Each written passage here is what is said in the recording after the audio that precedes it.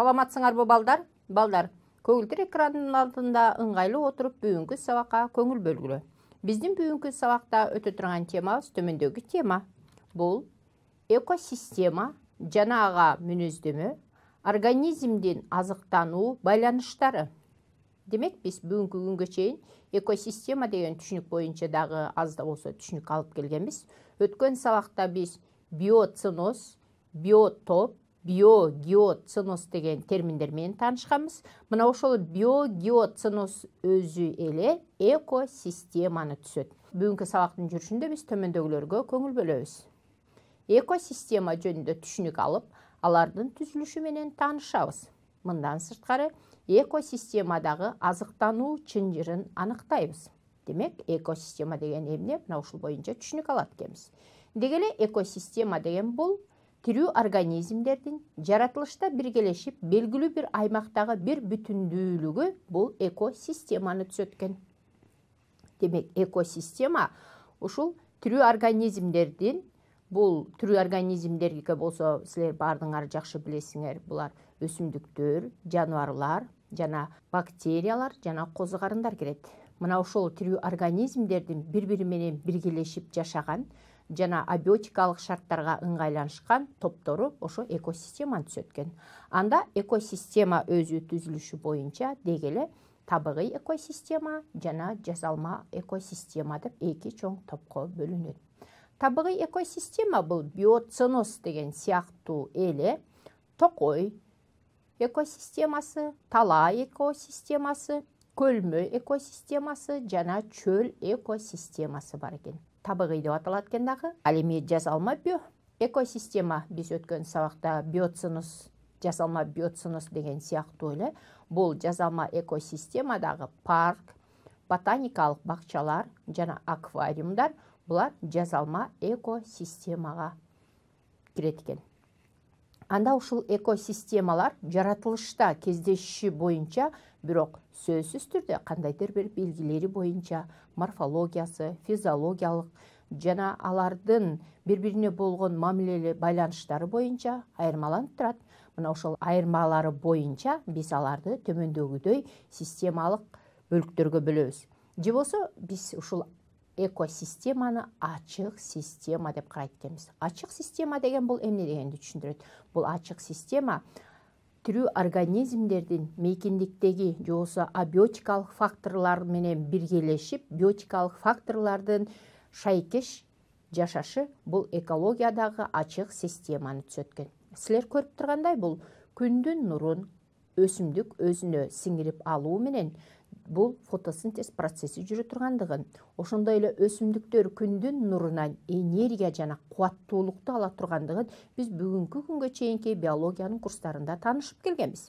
Мына ушул өсүмдүктөр күндүн таасир этиши менен энергияны жана кубаттуулукту алуу менен бул топурактан бул сууну сиңирип алат, ал эми абага болсо кычкылтекти бөлүп чыгарат. Мына ушул күндүн жарыгы аркылуу абадан көмүр-кычкыл газын, топурактан сууну сиңирүү менен бул жерде фотосинтез процесси жүрөт өсүмдүктөрдө. Мына ошол фотосинтез процессинин жардамы менен өсүмдүктөрдө органикалык заттар синтезделет. Күндүн энергиясы жана кубаттуулугунун жардамы менен органикалык заттарды өзүлөрүнө өзү синтездеп, өзүнө азыкты пайда кылышы бул автотрофтуулук деп аталат экен. Башкача айтканда, автотрофтук бул өсүмдүктөрдө жүрөт экен. Автотроф деген сөз бул бизче отургондо даярдоо дегенди түшүндүрөт. Эмнени даярдайт? Бул органикалык эмес заттардан органикалык заттарды өзүнө синтездеп даярдоонун өзү эле бул автотрофтук деп аталат экен. Демек, органикалык заттар болсо бул албетте белоктор, углеводдор, майлар кирет. Мындан башка дагы албетте өсүмдүктөр топурактан минералдык заттарды өзүнө сиңирип алуу касиети бар. Мына ушул өсүмдүктөрдүн же болбосо автотрофтук тирүү организмдер менен кайра даяндаган, ушул өсүмдүктөрдүн даярдап койгон азыктары менен азыктанган дагы тирүү организмдер бар. Бул организмдерди гетеротрофтуктар деп коебуз. Анда буларга ушул өсүмдүктөрдүн даярдаган органикалык заттарын, мисалы үчүн глюкозаны, бул козу карындар сиңирип алышат экен. Ошондой эле өсүмдүктөр даярдаган органикалык заттар менен, деги эле азык заттар менен сүт эмүүчү жаныбарлар жана көптөгөн тирүү организмдер даяр азыктар менен азыктанышат экен дагы, анда автотрофтук азыктар менен азыктангандарды гетеротрофтуктар деп коет экенбиз. Гетеротрофтуктарга адамдар да кирет, себеп дегенде ушул өсүмдүктөрдүн автотрофтуктардын даярдаган органикалык заттарын менен дагы азыктанышат адамдар, ошондой эле автотрофтуулуктар менен азыктанышкан жаныбарлар менен дагы жаналардын эти, сүтүн, жумурткасын биз пайдаланабыз.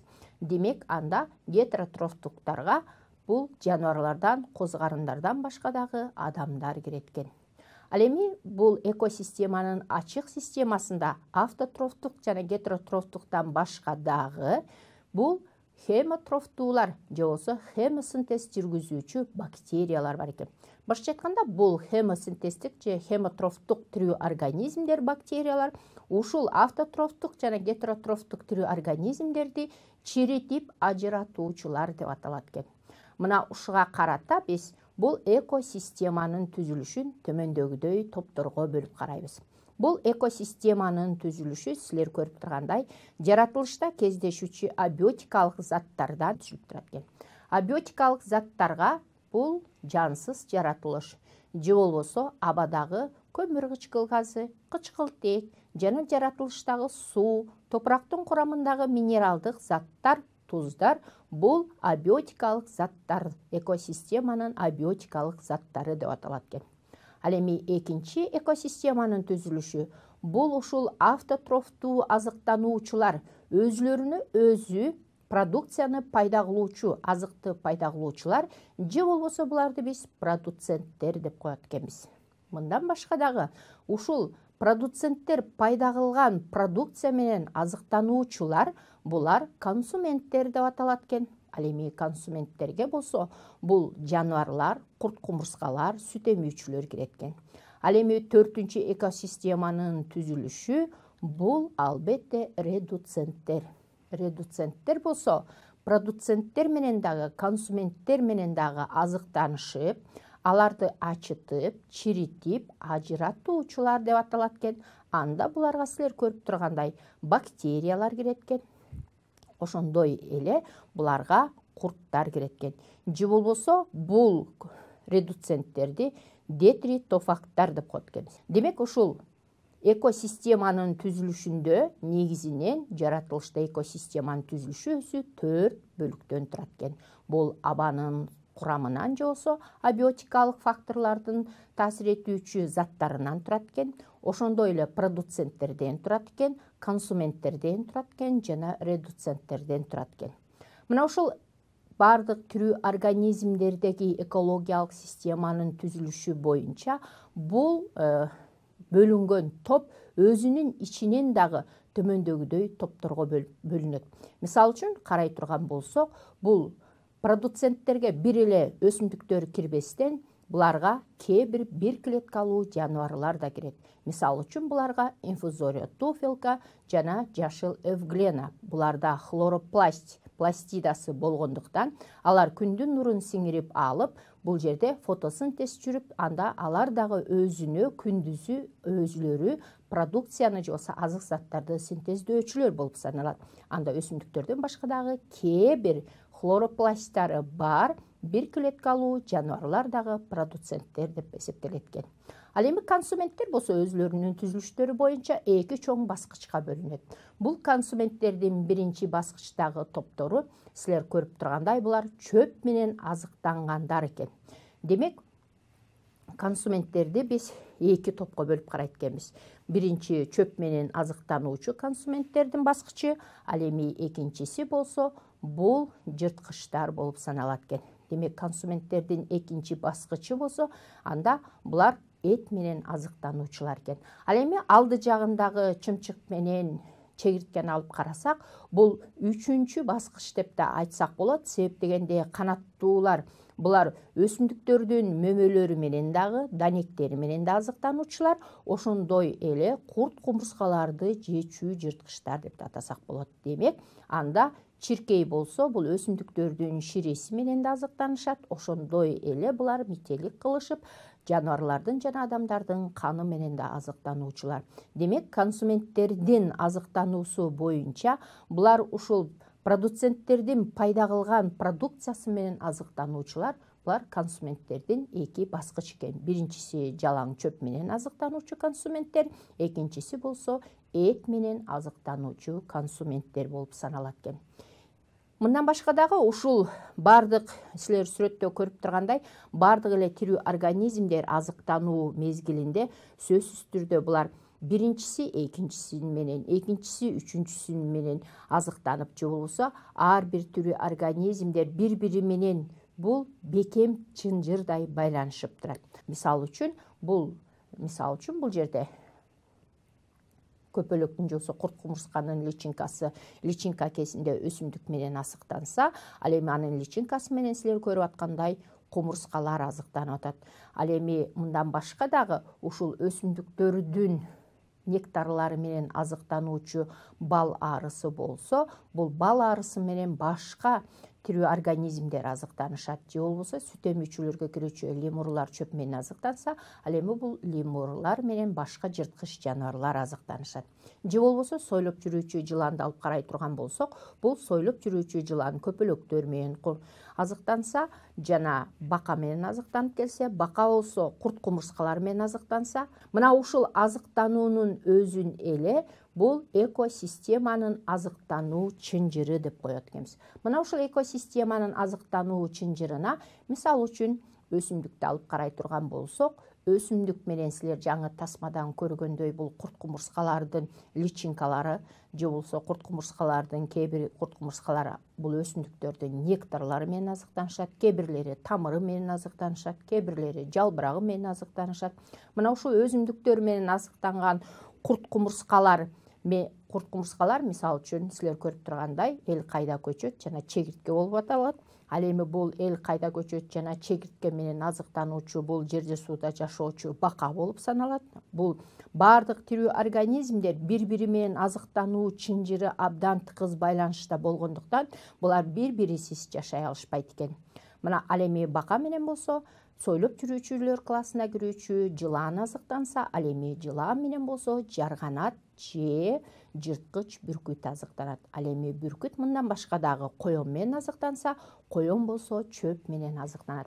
Мына ушинтип экосистемада азыктандуунун чынжыры бири-бири менен тыгыз байланышта болуп, булар абдан бекемдикти түзүп турат экен.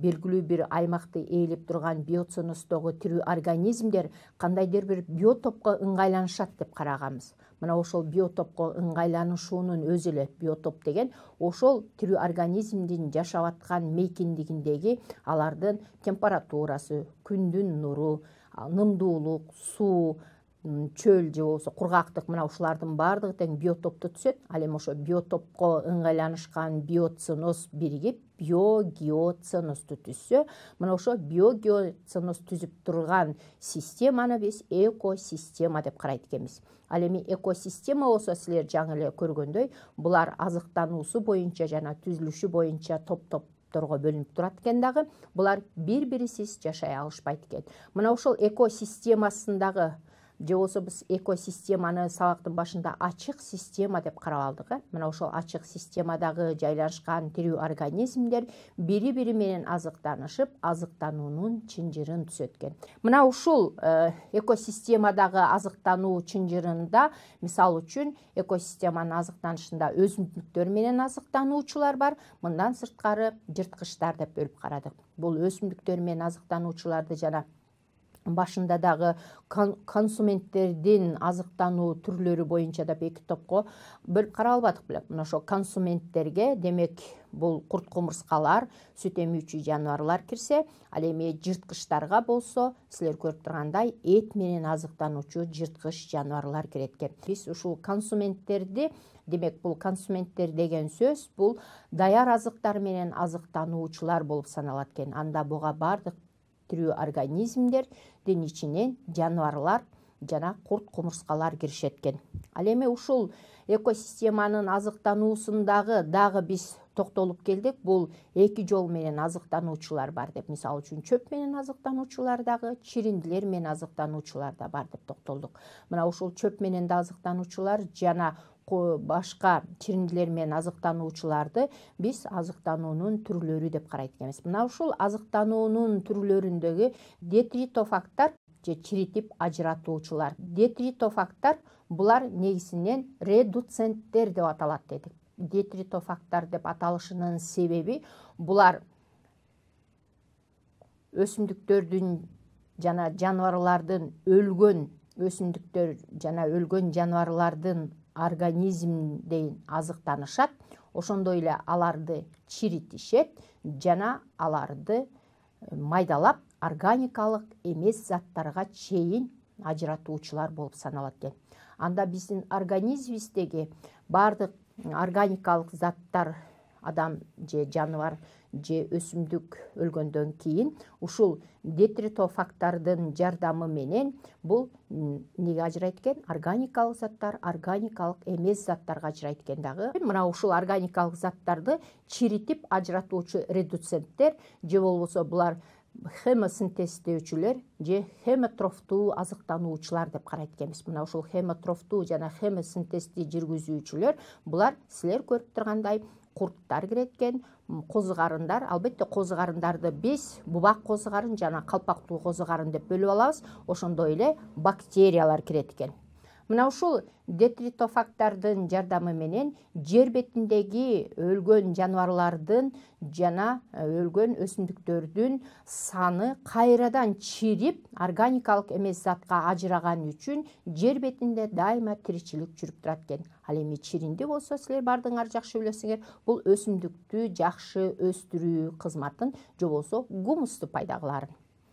Мына балдар, биз бүгүн силер менен ушул экосистема жана анын түрлөрү боюнча таанышып келдик. Мына ушул экосистеманын түрлөрү жана алардын түзүлүштөрү, экосистемадагы тирүү организмдердин азыктануу чынжыры боюнча түшүнүк алдык. Мына ушул алган билимиңерди бекемдөө үчүн мен силерге төмөндөгүдөй суроо дайындадым. Бул суроого көңүл бөлүп жооп бергенге аракет кылып көргүлө. Азыктануунун чынжыры боюнча кайсынысы туура коюлган? Бул жерде 4 сүрөт турат. 4 сүрөт боюнча астында 2 вариант берилген. 2 варианттын кайсы варианты бул суроого туура жооп берүүчү вариант болуп эсептелет? Кана балдар, бул жерде 4 сүрөт турат. 4 сүрөттүн азыктануу чынжыры алдында катары боюнча көрсөтүлүп турат. Бул 2 варианттын кайсы варианты туура катар боюнча берилген вариант болуп эсептелет? Албетте, бул боюнча бардыгыңар ойлонуп жатат болушуңар керек. Бул суроонун туура жообун мен силерге көрсөтүп кое берейин. Бул жерде бул суроого туура жооп берүүчү вариант албетте экинчи вариант. Же болбосо азыктануу чынжырында эң биринчи өсүмдүк менен курт кумурскалар аларды менен азыктанышса, курт кумурскалар менен канаттуулар азыктанса, канаттуу менен силер көрүп тургандай жырткыч түлкү азыктанат. Мына бул азыктануунун тизмектүү чынжыры боюнча жайгашуусу болуп эсептелет. Анда бул жерде экинчи вариант бул суроого туура жооп берүүчү вариант болуп эсептелет экен. Мына балдар, биз бүгүн силер менен ушул экосистема боюнча толук түшүнүк алдык болуш керек. Албетте өзүңөр да китептен бир сыйра карап, түшүнүктөрдү толуктайсыңар. Анда мен ушу менен бүгүнкү сабагымды аяктайын. Кийинки сабакта жолугушканга чейин саламатта калгыла.